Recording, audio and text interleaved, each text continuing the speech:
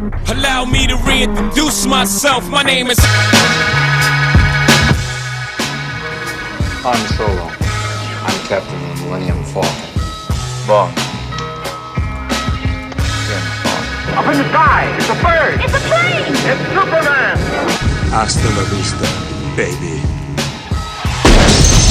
Say hello to my little friend. Here's Johnny.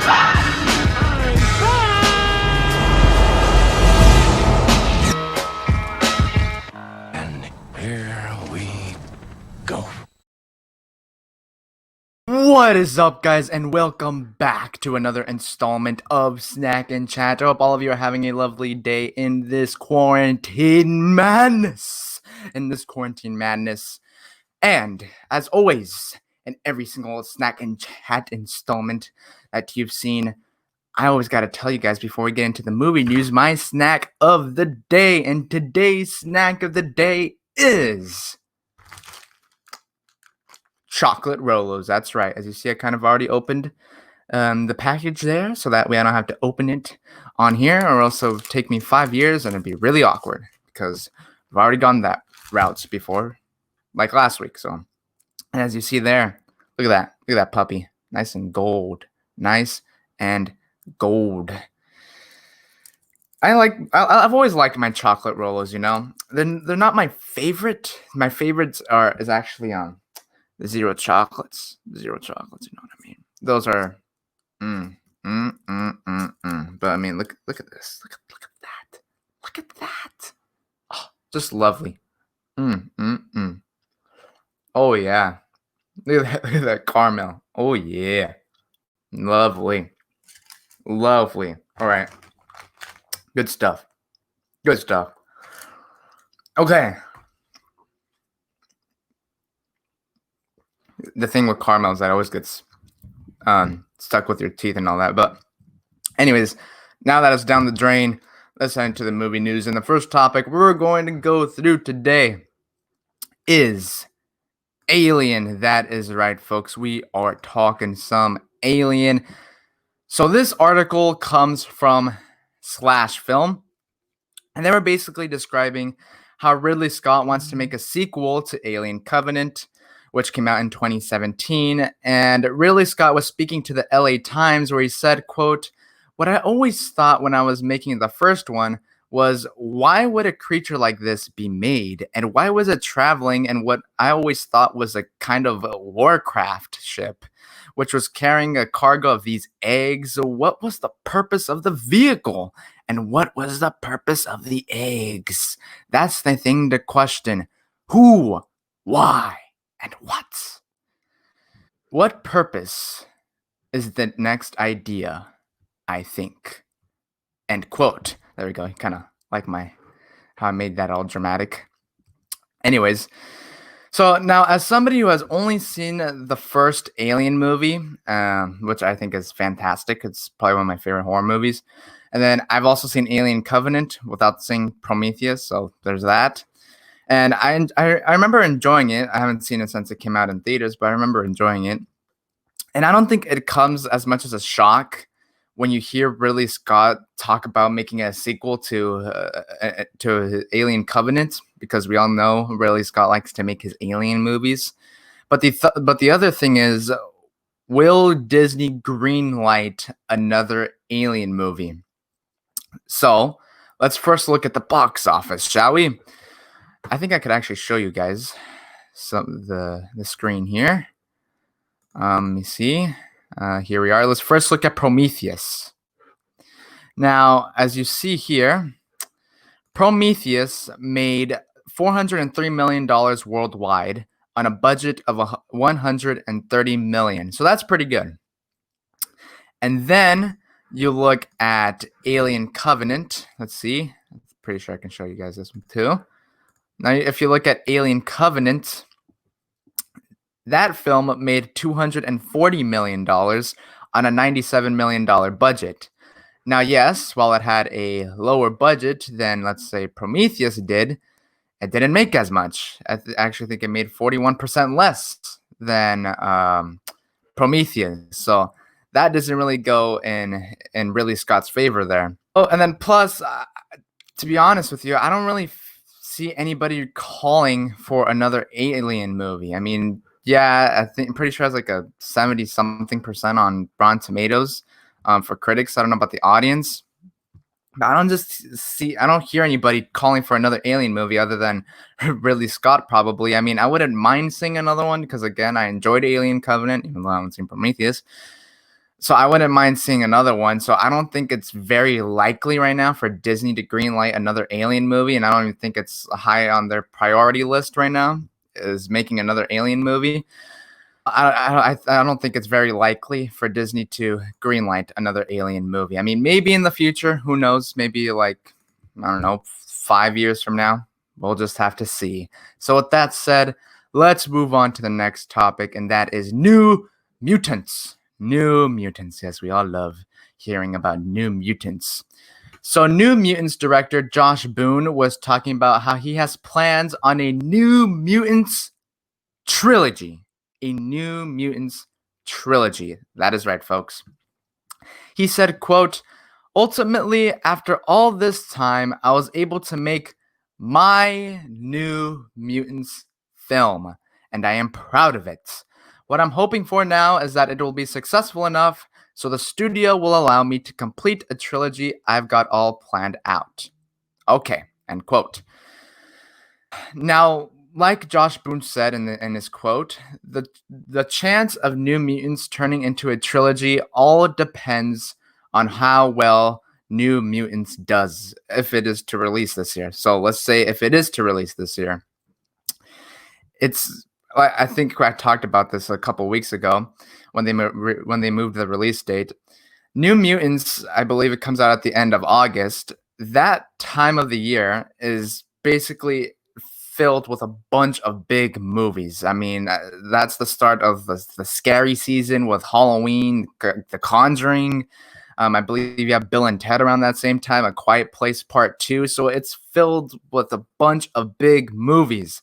So that's going to be pretty hard. And then plus, I mean, yeah, we know about New Mutants and all the drama behind it, but I don't think the average moviegoer really knows about the New Mutants. Like, I talked to my mom the other day. I was like, "Hey, do you know what the New Mutants is?" She's like, "I don't know what you're talking about." And I mean, yeah, she goes to the movies too. So I don't think the average moviegoer even knows about the New Mutants. I mean, yes, we haven't really entered that phase where all the marketing is coming out for this film yet. So I think it's going to be pretty difficult for this movie to be successful because, again, it's just a bunch of big movies coming out and at the end of August where it's supposed to be released. And then plus, I don't think a lot of people really know about this movie, but we'll just have to see how good this movie does. And I think it'd be pretty crazy if in 5 years from now, we were to look back and be like, man, after all of that drama that the New Mutants went through, it ended up turning into a trilogy. That would be insane, but we'll just have to wait and see what happens with the New Mutants this year, if it is to release this year. So with that said, let's move on to the next topic, and that is J.K. Simmons. Let me tell you, I love that J.K. Simmons. I mean, Whiplash, my goodness, man. But we're not here to talk about Whiplash. We're here to talk about J. Jonah Jameson. That is right, folks. J.K. Simmons recently came out and talked about what's to come for the future of J. Jonah Jameson. He said, quote, "I don't know if I would use the word expect. When we signed on for the first movie, we signed a contract to do 2 sequels as well. Which is always a one-sided contract where you're committed to do it, but they're not necessarily committed to use your character in the ensuing movies." Okay. So it was great to have the opportunity to return as these things evolve to be one of the holdovers from the previous version, end quote. Now, first of all, I like to say that the J. Jonah Jameson surprise at the end of the end credit scene of Far From Home was really good. I mean, I definitely didn't really see that coming, but that was a pretty good surprise there. So with J.K. Simmons' comments, I think there is a pretty good chance of seeing him again in the future, whether it's the next Spider-Man movie or whatever, maybe in the Sonyverse, I don't know. But I don't really see him having a big role, to be honest with you, especially right now with Peter Parker still in high school and all that. I mean, even if it's just a shot in the background of the Daily Bugle and you see J.K. Simmons back there like reporting on whatever. So I think there is a pretty likely chance of J.K. Simmons to appear in future films again, whether it's in Spider-Man 3 or any other movies that are probably going to have Spider-Man. But again, I don't really think that he's going to have a very big role. So make sure and leave a comment down below of what you think of J.K. Simmons' comments. So now let's move on to the next and final topic. And it's actually the big headline topic of today, and that is AMC. AMC, where a lot of people love to watch their films at, or their movies at, especially in America, because it is the biggest theater chain in America. And it was just recently reported that AMC expects to lose between 2.1 and 2.4 billion dollars in the first quarter. And AMC has substantial doubts that they will survive.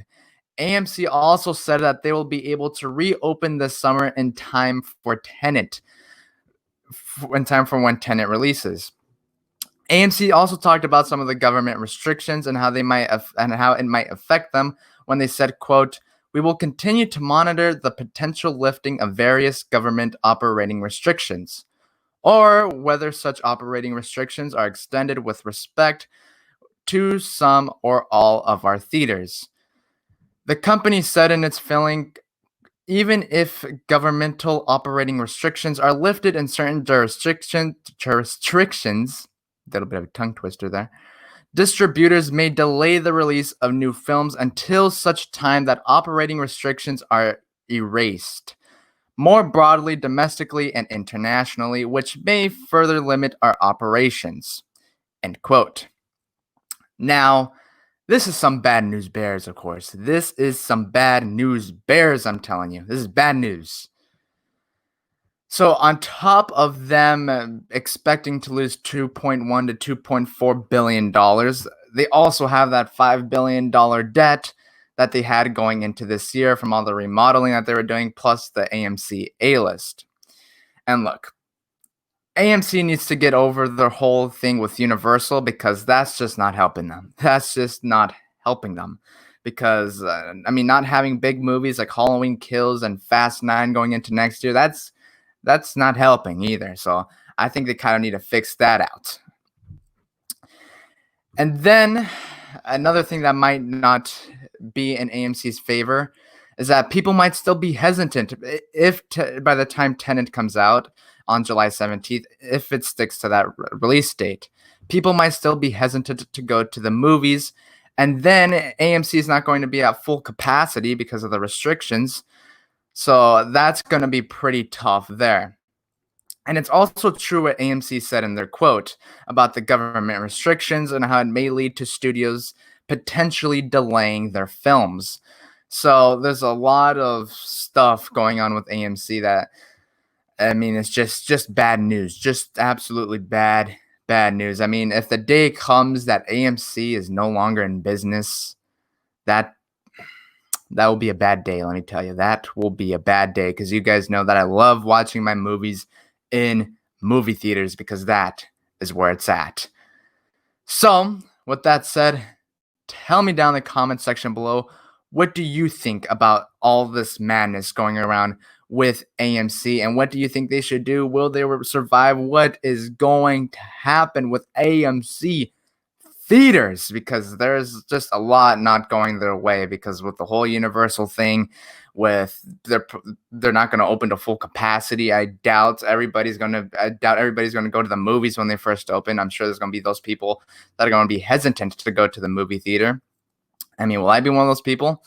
I don't know. It is Christopher Nolan and Tenet. So with that said, make sure and you like and subscribe to the Kid Critic YouTube channel, and leave a comment down below. What did you think of the topics that we ran down through today? And make sure you guys check out the new video that I posted this past Sunday, the first part of Martin Scorsese's film Icons. Make sure you guys go and check that out. And with that said, Look out for the next video or review.